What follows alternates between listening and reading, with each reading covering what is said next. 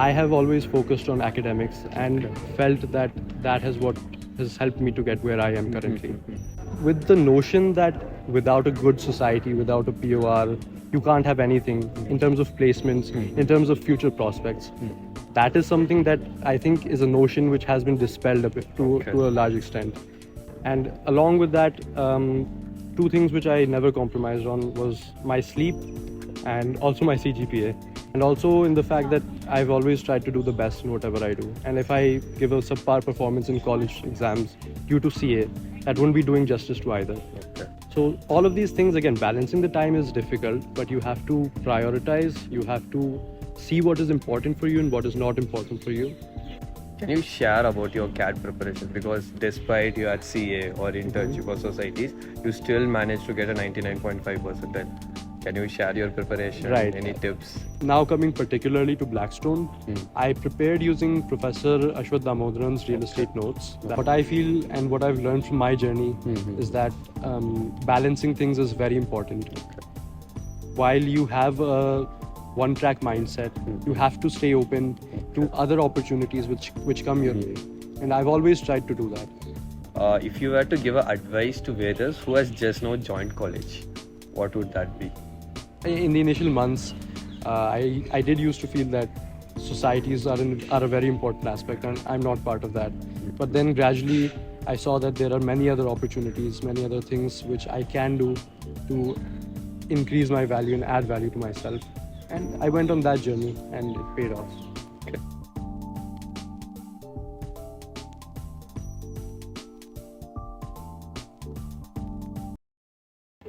Hello everyone, welcome to Placement Stories of Sriram College of Commerce. Today we have with us Veides, the incoming consultant at Blackstone. So moving forward with this interview, Veides, can you please share a bit about your background? Yeah, sure, Sujit. So my name is Veides. I've had the fortune of living in 3 different continents across the globe. Okay. I was born in the US and lived there for around 11 years. Also spent some time in Germany and then moved back to India. Okay. So throughout that time, I've constantly adapted, molded, and shaped myself into who I am today. Always had a passion for numbers and mathematics, and have been reading books also from a young age. Okay, that's so nice. What factors influence to take commerce over science? So it was a tough decision. I remember in 10th grade, at the end of 10th class, I had to make that decision. So I talked with my father, and he is a CA, CS, ICWA, so he's had all 3 degrees along with BCom honors. And along with that, I felt like I have a good aptitude for numbers and mathematics. So that was the reason why I was confused between science and commerce. But then I felt that there are a lot of good career opportunities in commerce. My interests and passions aligned there. And I felt that also due to my father's profession and the family help that I'll get, it's a good decision to take. And also I knew about CA, Chartered Accountancy, as a course since my father had done it. And then it is the topmost course for any commerce graduate, for any aspiring commercial person. And that was my plan throughout 11th and 12th grade, as well as in the beginning of college. That was the goal which I was working towards. Okay. So with this, can you tell us how important is society and other extracurricular activities along with academics? So my journey has been a bit different. Okay. I spent first year was online, first semester, and I wasn't able to get a proper inculcation into the society culture here at SRCC. But as I look back at my journey, I wouldn't replace that, because I felt that's really been key to shape who I am, and my experiences have brought me here. Although I do know and I do feel that being a part of a top society has certain benefits, advantages. You have a more diverse social group and peer structure, and you also are able to work on your personality and extracurricular development. I have always focused on academics and felt that that has helped me to get where I am currently. Although I was a part of a couple of societies in first year and for a bit of second year as well. And those were, again, certain good experiences which I can cherish from my college experience. Whether it was participating in Business Conclave, I remember that fondly. And then I was also part of Catharsis, the music society, so we had some good times there. Commerce Society. and that has been something I do think about fondly. But with the notion that without a good society, without a POR, you can't have anything in terms of placements, in terms of future prospects. That is something that I think is a notion which has been dispelled a bit to a large extent. And there's a lot of things which can be done if you don't get into your dream society, if you're not able to crack that top elite thing which people think about. And that has been substantiated by my journey, I feel. Great. Also, balancing time between societies or between CA with regular college can be challenging. How did you manage your time? So the true answer is it's very difficult. You don't balance time, you don't manage time. You are just focused on your next goal, and you have to work towards achieving that goal. And along with that, two things which I never compromised on was my sleep and also my CGPA, because I felt that those were two things that I don't want to compromise on. Okay. And I knew that it would be important down in the line in placements as well, and also in the fact that I've always tried to do the best in whatever I do. And if I give a subpar performance in college exams due to CA, that wouldn't be doing justice to either. Okay. Due to that, I had to make sacrifices. I wasn't able to attend that much college, do the regular things which college students do that much. But again, in fifth, sixth semester, I've been able to compensate for that. So third, fourth semester was difficult, managing time, managing college commitments, and then I also participated in a couple of case competitions. That also I felt was a significant part of my journey. That being with a team, being with a group, trying to solve a problem with the team is something which also helps to broaden your mindset. So all of these things, again, balancing the time is difficult, but you have to prioritize, you have to see what is important for you and what is not important for you. And most of all, you have to take care of yourself. A lot of people forget that maintaining productivity is important, but not at the cost of losing it. Because when you don't prioritize sleep, when you don't prioritize health, those things start to waterfall into other aspects of your life. So I always focus at least 6 hours minimum sleep, 7 hours sleep. And rest of that, it was just my hard work and God's grace, I guess. Okay. So someone has to do higher education or placement immediate after they undergraduate. What's your opinion? It depends. I mean, Okay. it would have to vary. Okay.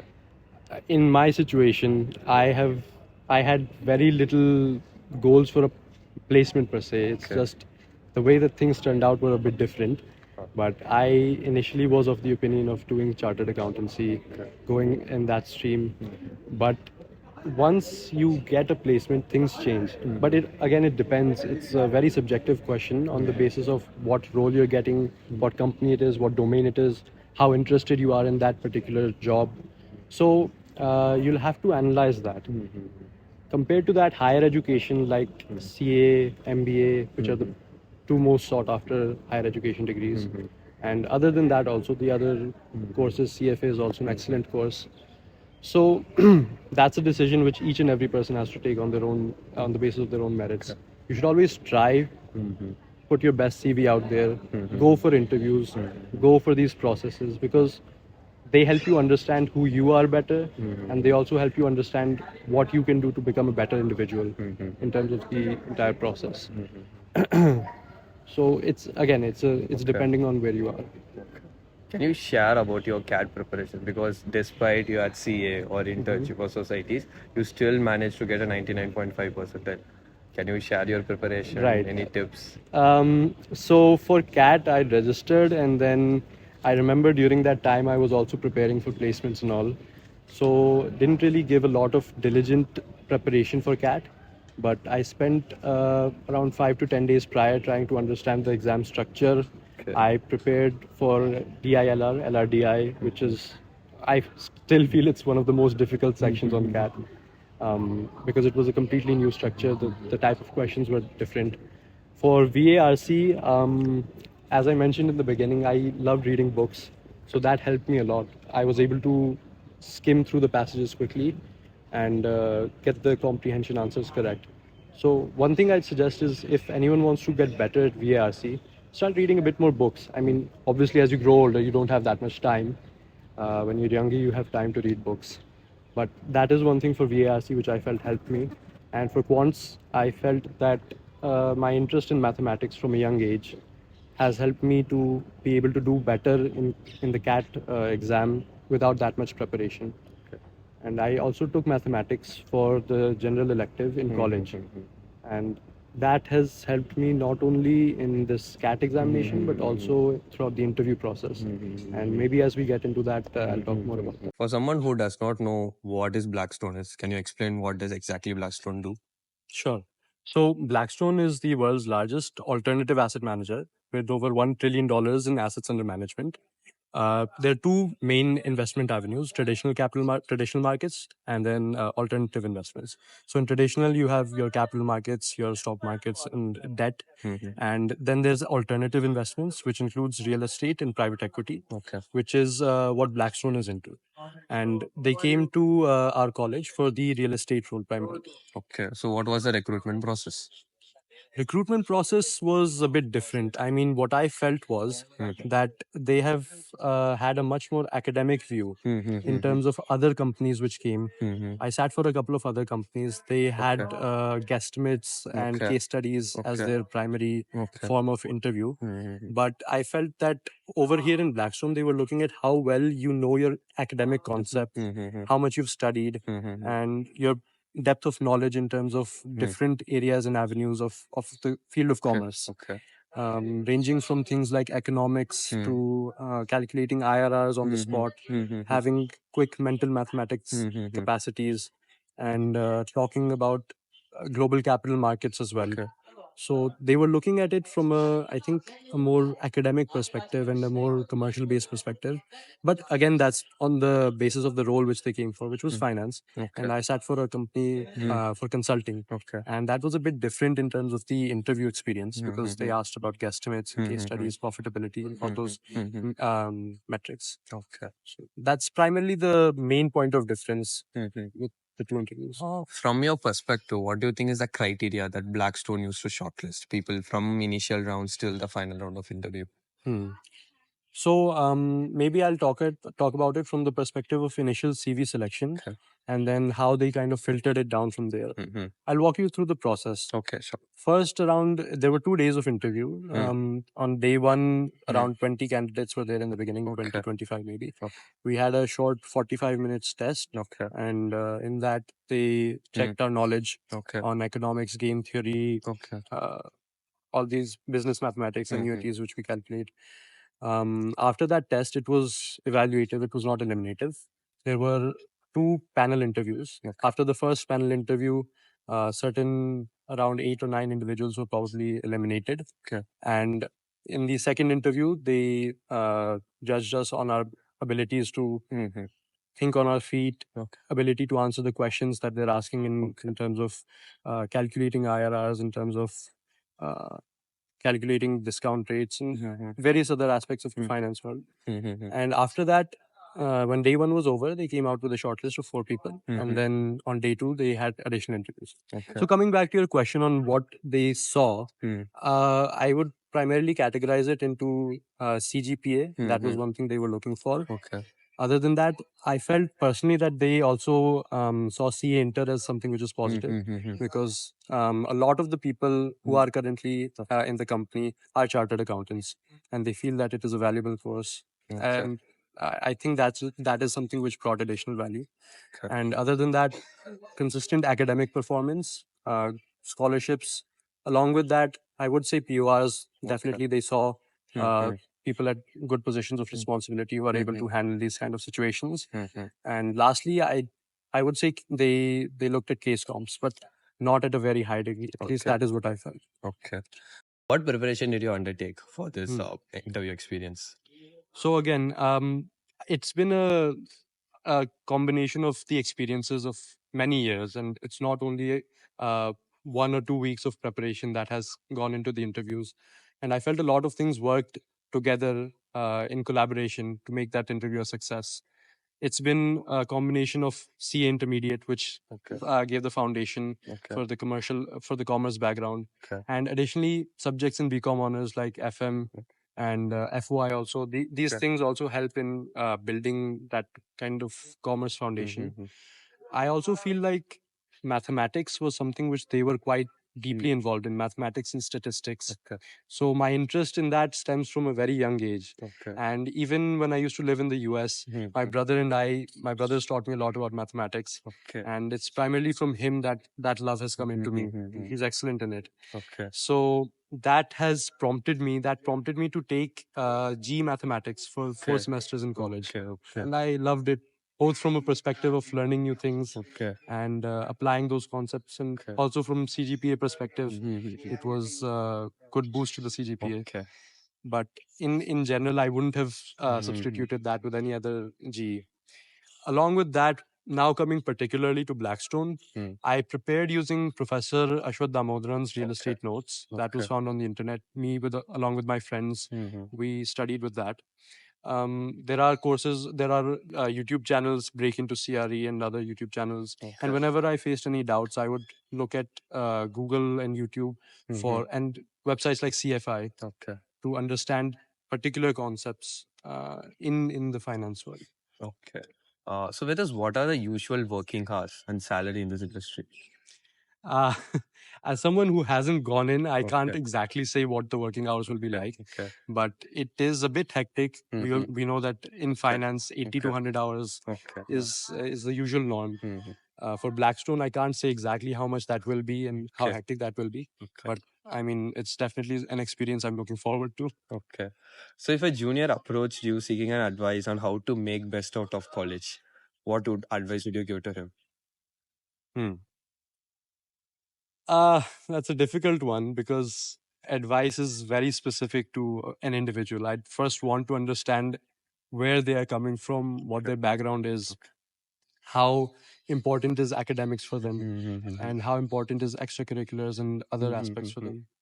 What I feel and what I've learned from my journey is that balancing things is very important. While you have a one-track mindset, you have to stay open to other opportunities which come your way. And I've always tried to do that. While pursuing my goals, while pursuing my endeavors, I never really shut myself off completely from anything else which was coming in. And I tried to see and balance and make time for things which I felt were important. So that is one skill I think which is important for juniors to understand. That college is a time and an experience, and you shouldn't shut yourself off from various different things which are coming in. Coming to how they should navigate the 3 years in college, it's a journey which each and every individual takes on in their own respect. And whether it be societies, whether it be academics. Now I know in the junior batches, NEP has come, which has put a lot of pressure on academics. And it might be difficult to do other extracurriculars and societies. But I'd suggest that whatever you do, utilize these 3 years to your fullest, because college never comes again. And reflecting on the fact that it's the last few days in college, I'd say enjoy your time as well, because this doesn't come back. If you were to give advice to Vedas who has just now joined college, what would that be? Do it exactly as you did it. Because I don't feel like I would want to change the journey, because today who I am is a consequence of who I was and the decisions I made over the past 3 years. What I would say is believe in yourself a bit more, trust yourself, always put in the efforts like you have. But other than that, try and take some time out to grow and learn and enjoy, because this experience doesn't come again. But again, in the initial years, in the initial months, I did used to feel that societies are a very important aspect, and I'm not part of that. But then gradually, I saw that there are many other opportunities, many other things which I can do to increase my value and add value to myself. And I went on that journey, and it paid off. So with this, what's your future plan? For now, it's Blackstone. Okay. I'm going to go there, work there for Okay. at least a couple of years, Okay. try and understand what the Mhm. work is like, and Mhm. give my best effort and put my best intentions there. After that, I might think about an MBA or however else it progresses. Life will see from there. Okay. So I think we have reached the end of the episode. Thank you, Veides. Thank you for your precious time. Thanks, Sujit.